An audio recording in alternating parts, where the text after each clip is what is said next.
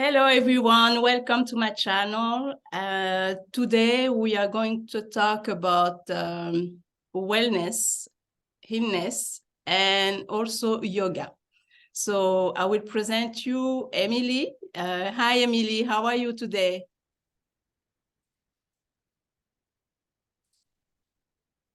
Good, Beverly. Thank you. It's so nice to chat with you and to have met you not very long ago. And yeah, I'm really honored to be here. I look forward to this conversation. Thank you. So I saw that you teach yoga. Can you maybe talk a little bit about yourself for those who doesn't know? Sure. Yeah. Sure. Yeah, maybe I'll just take one sip of my tea first. So thank you. So I'm originally from Canada, from out west, and I'm Anglophone, and I'm 38 years old, and I've traveled for many years, maybe 15 years of my adult life, visited many countries and worked abroad. And I loved this life. I do love this life of traveling and culture and living kind of that faster pace and kind of being on the go and being social. And I met my partner, who is French, and 13 years ago, and we traveled a bit together. And now, in any case, we live in France. During the time of being together, he was in law school, so we weren't always able to be together because he's international, as I am, according to me. So there were times when we were apart for many years. Our longest time was 3 years during COVID. And that was an interesting time. So I'd gone home during that time because was home even before COVID. I was home, in fact, a couple of years prior to that. And I work in the hostel industry and the tourism industry when I was traveling around the world, doing that kind of thing. And I was going to yoga. I was volunteering at this yoga school, and I loved it. And I was going to multiple classes per day. It was hot yoga. Hot yoga was the rage at the time. So we're doing yoga at like 36-degree heat. And in any case, after like a year of volunteering, and I was just loving it, and I felt great, and I was at home, and I was dating long distance with my French partner, whom I'm still with. And I decided I would train to become a yoga teacher. So I went to the school's training, and it was incredible, but it was intense, right? Like I've already just described a fairly intense life, right? And that I've enjoyed, right? Like it's youthful, right? You're traveling, everything's going for me, right? And so I go to yoga training, and I'm loving that. And I came home, and I was so stiff. And so I went to go get a massage, and the masseuse said, "Oh, that's not right. You've got to go to the doctor," because I was so contracted in my body. She put these things on me that maybe I'm from the like 80s and 90s. So we had these workout things that would like zap your belly. Just like that, right? Yeah. So the masseuse put that on my body, in fact, to loosen me up. I guess it's a common practice for this masseuse, but indeed it didn't even work. I was that contracted. And so I went to my doctors. We went through this 6-month process where I was getting tested and, really talking on my symptoms, because my symptoms were all over the map. Like I had never felt like this before. I just done yoga teacher training. I'd just been at my healthiest. I felt great. And then it was like I hit a wall. So all this testing happened, and I got diagnosed with Hashimoto's. And that's a thyroid condition, by the way, if you don't know. And it's very common, especially amongst women. And there's other versions of it, if you will. And I don't have great terminology, so just excuse me. But there's other ones like, I believe, Graves' disease, which in French would be Basdo. And there's other sort of hyperthyroid conditions. And Hashimoto's falls under that umbrella. Okay. And it means that your body will not have the correct amount of hormones. And from this, you will have various symptoms and side effects that will happen chronically depending on your condition. In the case of Hashimoto's, it's chronic, so I'll have it for life. And which requires medication then for life. And that's okay, although I didn't understand it at first, because, by the way, there's a difference between having hyperthyroidism, hypothyroidism, and Hashimoto's. You could potentially put into remission or be away with those, but Hashimoto's is a chronic autoimmune condition. Okay. So just for people that don't know, in case. So, and there's many of them. I mean, the list goes on and on. Anybody could have an autoimmune condition of any sort of name, of any sort of symptom. There's many. And so we take a medication every day. That was quite hard for me. And something started happening that was additionally wrong. And in the world outside of us, COVID was starting to happen. Because like I said, I was living in Canada prior to COVID, and I was yoga teacher training. So you can imagine sort of like a 3-year window. And this being like sort of this year 2. And year before COVID, yoga teacher training, feeling great, traveling, but now back at home, now been diagnosed. We're 6 months before COVID. I work in the tourism industry. This is important, the little details. So I work in the tourism industry. I'm going hard. I'm loving life. I'm now working at the yoga studio and the hostel. I volunteer. I tutor a woman English. Like, I'm all over the place. And I'm loving it. And now I've got diagnosed with Hashimoto's. The world's getting COVID. Everyone's like going in. And my world is starting to like rock a lot differently, because I am, of course, meant to be going to France to live with my partner. He's almost in law school. I'm almost 35. I don't know if you know anything about visas, but you got to get where you're getting by 35 or it gets complicated. Okay. So borders are closing, and I had plans. I had quit my job and everything. And anyways, at some point, I stick my arm underneath my bed and I hurt my shoulder, and I start to get chronic diarrhea. And I'm not talking, oh, look, Emily's not feeling well one day. I mean, I have lived now, from that point on, I have lived now with chronic diarrhea. That was 3 years ago. And we can't talk about diarrhea. This is being filmed on YouTube, right? No one wants to talk about that. There's some symptoms that aren't to be talked about. Yeah. And when you live with those chronic symptoms, you live in silence. Yeah. And you live in shame, and you live in embarrassment, and you live in pain. And for a large part of that, you need to do that alone. And so we're in COVID land. I've got some chronic diarrhea here. Life sucks. Borders are closing. I've had 3 flights canceled. I'm trying to move to France. Like, I've quit my job. I've left my apartment. I had to find a sublet because my flights were getting canceled. I mean, everyone's got their COVID drama. That's mine.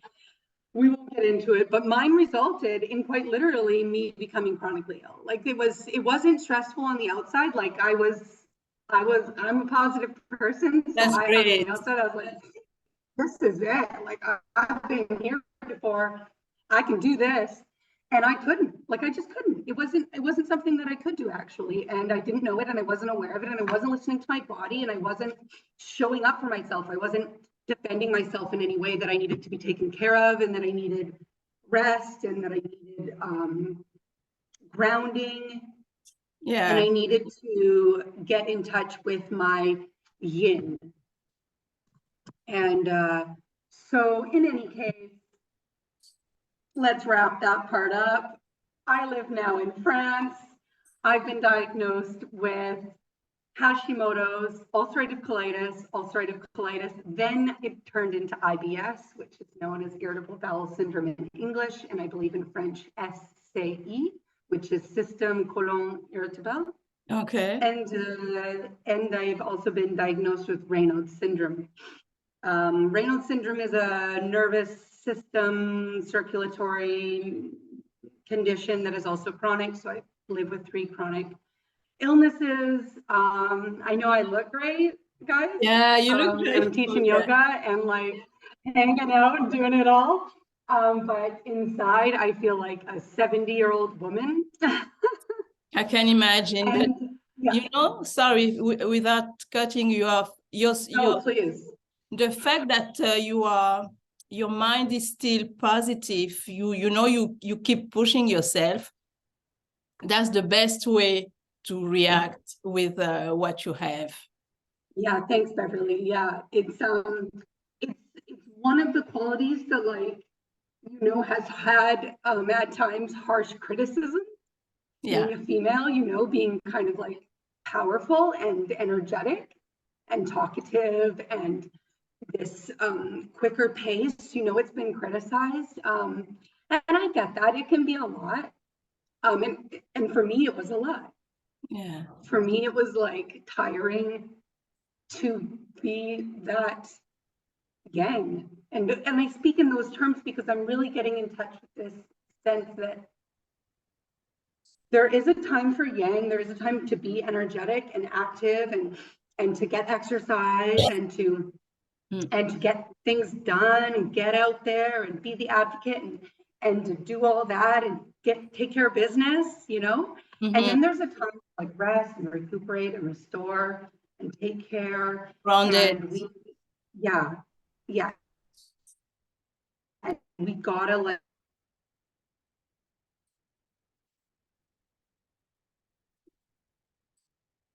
Okay. Here we are.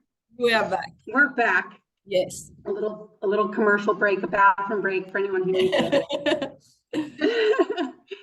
Maybe, Beverly, you could put that in the timestamp. Yes. All right. So I kind of answered your question and you were frozen during it. So I forget what the question was now. But I think the subject overall was that there's a yin and a yang within us as an energy field. We are humans, although in this form, and it would be sort of one of our jobs here within this body to help it to find balance and to help it be guided along a smooth journey. And we live in a world that doesn't necessarily provide that for us. And we need to find a way to do that as best as possible under the circumstances in which we live in. And that is a task. Yeah, it's a challenge, yes. Yeah. And no one can do it for us, right? No one, that's true. No. Just you and yeah. Yeah. Well said, yeah. So then you create. So here we are. So now so during that, as a coincidence, right before becoming ill, I became a yoga teacher. So now I'm all like, hey, let's get well, let's do yoga to do it. So, which is pretty cool because if I'd become a basketball coach, maybe it wouldn't have worked out so well for me, but yoga is like the full package, right? I mean, there's so many yoga tools. We've got it all. If you don't know yoga, come check it out. I'm not just saying it. We've got meditation, we've got breath work, we've got stretching, we've got lifestyle practices, we've got spirituality. I mean, it's cool, right? It's got a language, it's got a folklore, it's all about it. And it is so cool. And I'm so glad that I became a modern day yogi. What a privilege and what a blessing, because it also happens to be that I'm ill. And I could really use those benefits of that practice and that lifestyle, quite frankly. And I'm so glad that I was introduced to it and now have put in the work. which it does require, and the commitment and the confidence and the cultivation of coming back to these practices and honing them and learning them, and seeking out the teachers and the literature and the information and the knowledge, all of the things, to be open-minded, because if you're Western, you are probably not going to have a lot of awareness that there are other ways to heal yourself. Yeah. And I'm not kooky, so don't worry about it. I'm talking real healing. Like, I'm not going to be able to get rid of my chronic illness, and that's okay. I've come to terms with that. That was a phase. There was a phase where I thought, you know, I'm gonna heal myself naturally, and some people can do that. Sure, it's not an impossible thing, and it might happen one day. Maybe, okay, maybe, but I'm not betting on it. I just want to feel good. Yeah. You know, and I'm going to do everything that I can to do that. And so if I heal myself along the way, well, then that's going to Why not? a bunch of PCOS. So we'll see about that. But in the meantime, I just want to get out of my bed, teach yoga, and love my life. Like, is that so much to ask for? No, no. Really, right? I'm just looking for peace of mind like everyone else is, right? And to put some food on the table, to pay my rent, look, you know, feel good, have people around me that love me and care about me. You know, some people that are chronically ill straight up are lonely. Yeah. Like, they don't have a support system. They can't go to yoga. Like, that is a privilege that I managed to stumble upon. Like, I'm a part of many chronically ill groups, and there are people that are not in a good place. And I really feel for them because I am them. Like, I'm just one stressful day away from having a flare. And today is a difficult day for me. Maybe you can tell I'm in a difficult time in my life right now. And I didn't want to say no to this video. I didn't want to let that be an excuse to just like, oh, lay in bed because I want to lay in bed. And that's a good thing too, right?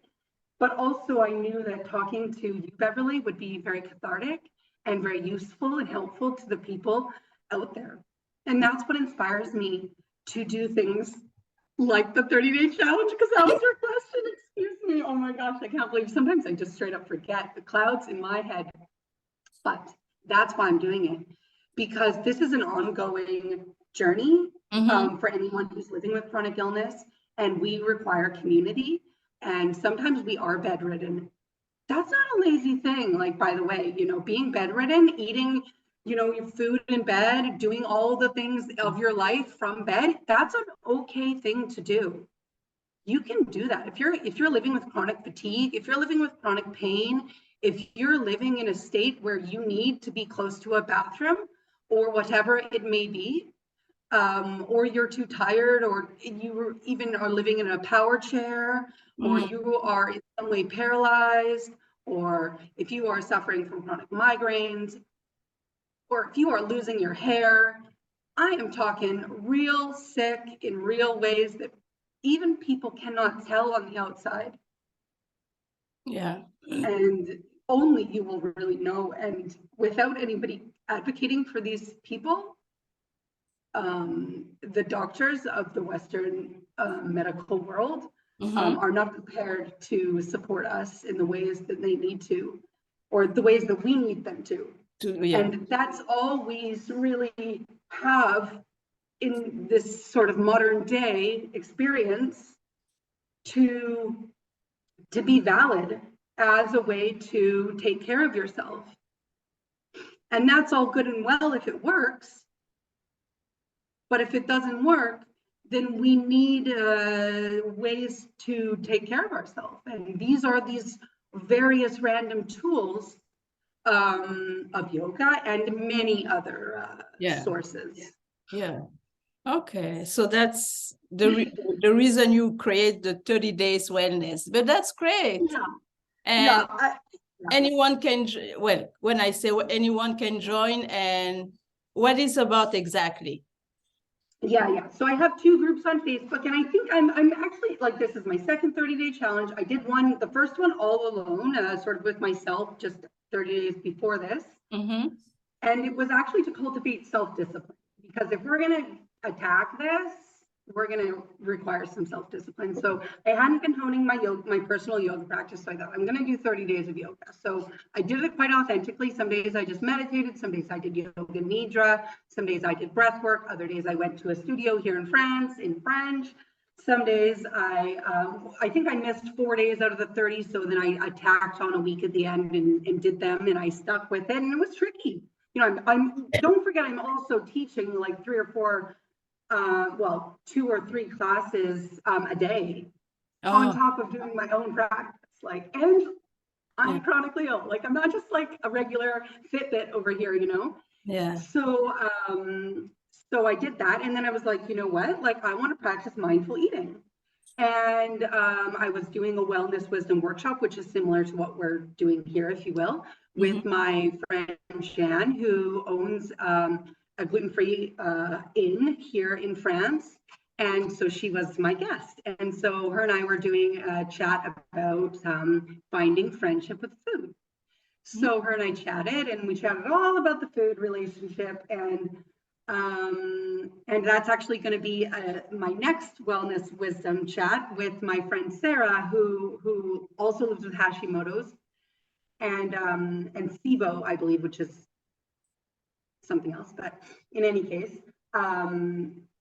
her and I are going to talk because she's a registered nutritionist and an AIP coach. So yeah, really, guys, you know, I can't say this enough.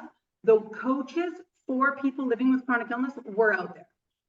Yeah. If you are living with chronic illness and you are unaware of the resources that you have because you're too afraid, you're too tired, you're just not familiar with that world, it is a whole world. Yoga, it falls under that umbrella very much. So there's accessible yoga, etc., yin yoga, restorative yoga, like I said before, breath work, meditation, mindfulness, etc., etc., etc. These are all practices that you can add to your life, and they will feel so good. And they can also be for free.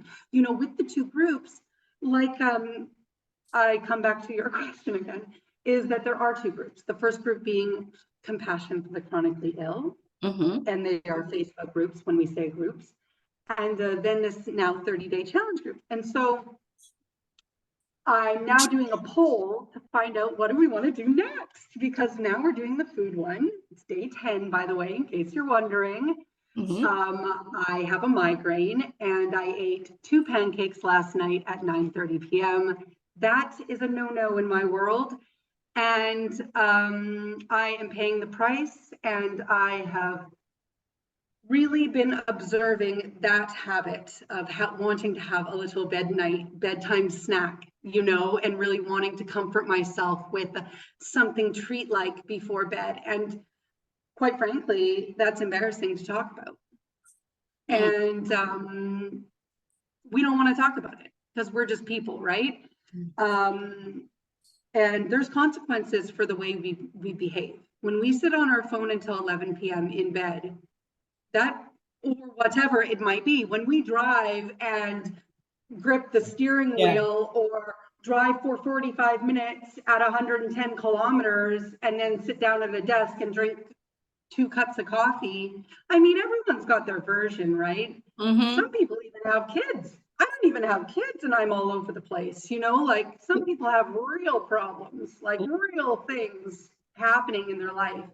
I'm in the process of moving. How am I supposed to take care of myself? Like, I'm like, oh, you know, people have things going on. And so chronically ill people have things going on too. And we don't just get to walk away from that. No, we need to take care of ourselves. We need to take care of ourselves. So it's the whole lifestyle thing. And so that's what the 30 days is. And next, you know, I had one person vote so far, and she said sleep. And I just want to tackle my sleep so bad. You know, when you live with Hashimoto's and you live, or if you live with chronic illness, sleep is just so important. I don't know if you are aware of what's called the circadian rhythm, but the circadian rhythm is a whole thing. It's not just sleep. It's when you eat, how you sleep, how you eat, how you behave during the day. It's seasonal, like as in it's external and internal. So it's hormonal. So it's a lot. It's a lot to sort of take care of. Okay. And if that's off, that does damage to your body. There's some like statistic for people that work the night shift. Yeah, I heard that. Very long hours, like moms, even when they're nursing, I mean, if you're lacking sleep and real rest, that's not going to be good. Yeah. So let's do 30 days of practicing some good sleep hygiene, I mean, that's a good one for anybody, chronically ill or not. Yeah, definitely. Do you really need to be sleeping next to your phone? Like, really? Like, is that a thing that we do now? And that's just okay? Like, and then we don't wonder why we're not feeling well or sleeping well. Like, like, and it's cool. Like, I do it, but whatever. Like, do I have, like, can I take better care of myself now?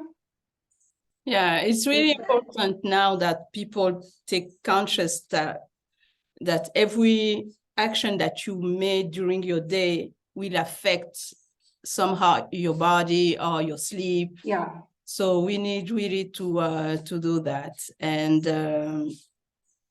yes. It absolutely will. It absolutely will.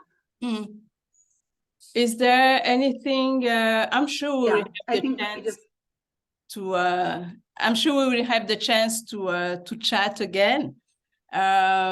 Is there anything? Oh, Beverley, I hope so. I so loved it. Yeah, me too. And yes, because you're cutting out, I think. we are getting at the end of our chat. So I was wondering if there is anything that you would like to add for people who would like to join your two groups. Oh, it's cutting out. It's cutting out?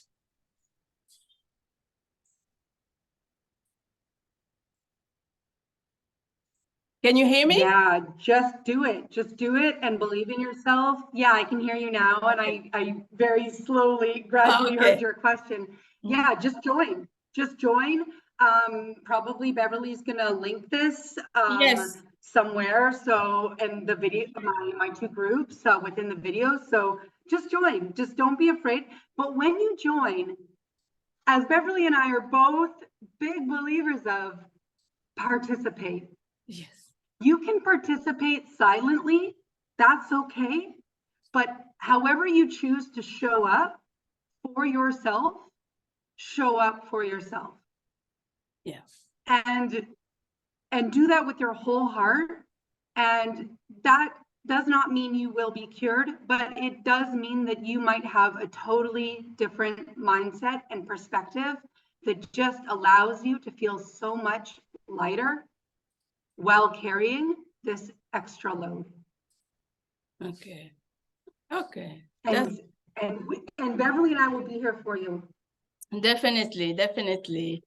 Thank you so much, Emily. I'm so glad we did this. It was wonderful. Me too. Wasn't it? We rocked it. Great job, Beverly. Yes. Thank you. Super. Thank you, everyone. Have a wonderful day. Thank you. Yeah. Same to you, Emily. Bye-bye. Bye-bye, everyone. Bye-bye.